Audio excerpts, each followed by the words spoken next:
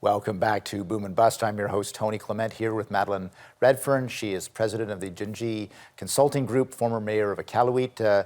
Madeleine, we were talking about various infrastructure in the Arctic right now. I'd love to get your sense about, I think you did mention this, connectivity, online infrastructure. What's it like right now?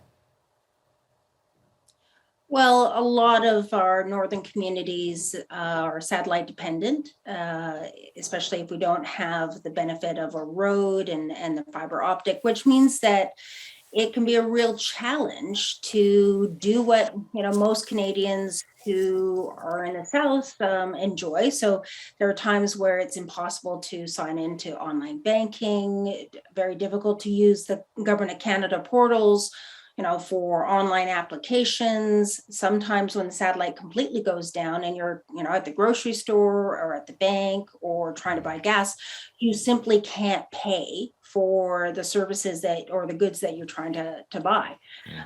It also makes it really difficult for, at times, even we've had the RCMP just several months ago repeatedly informing our residents in our communities that if they needed the assistance of the police for any service, that people had to go physically to the detachment and ask the police for help.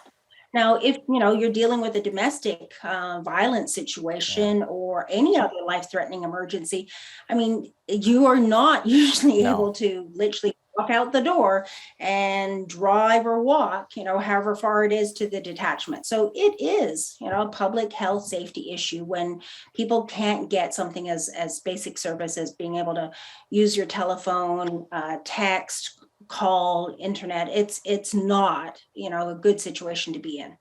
Thanks for sharing that example with us. I think it's quite an important one. I'd like to broaden it out just a bit, since you do play a role as co-chair of the Gordon Monk Arctic Security Program. I'd love to get your sense about Arctic security issues, the Russians, the Chinese.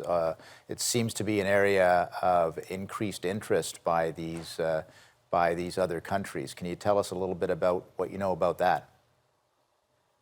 Well, first of all, the Gordon Monk Foundation a few years ago did a survey of both Northerners and Southern Canadians about what their perceptions were of Arctic security. And what was interesting about that survey was that the views of both Northerners and Southerners were pretty much aligned. They were concerned about environmental security, human security, and without a doubt, military security as well. And since the Russian invasion of Ukraine, there's been a greater awareness that about global security in general.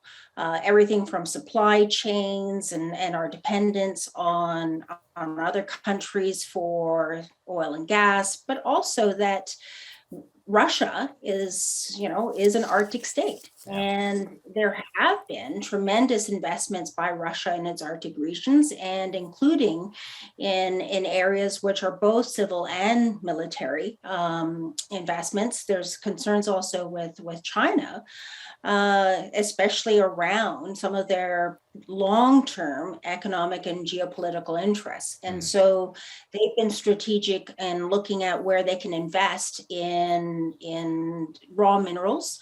We saw that they were interested in purchasing, or Shandong, a company that buying out a TMAC, which was a mining company up in the Katimia region.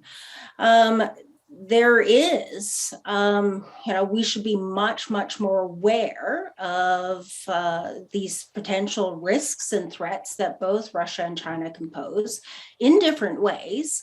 And I think, the military and CSIS, our security folks, have been long time explaining, or warning politicians and bureaucrats and Canadians that we should be paying attention and of these risks and threats. Huawei is a Chinese company where it's been shown by our allies, whether in the United Kingdom and elsewhere, that in telecommunications and technology, hardware, software is hardware. And there is, data is the new gold, and it's definitely mining data from other countries, our personal information.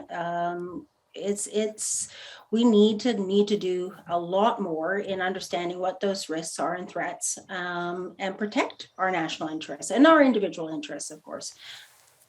Thank you for that answer. We're going to take another brief break. We'll be back with our guest after that break. Please stay with us.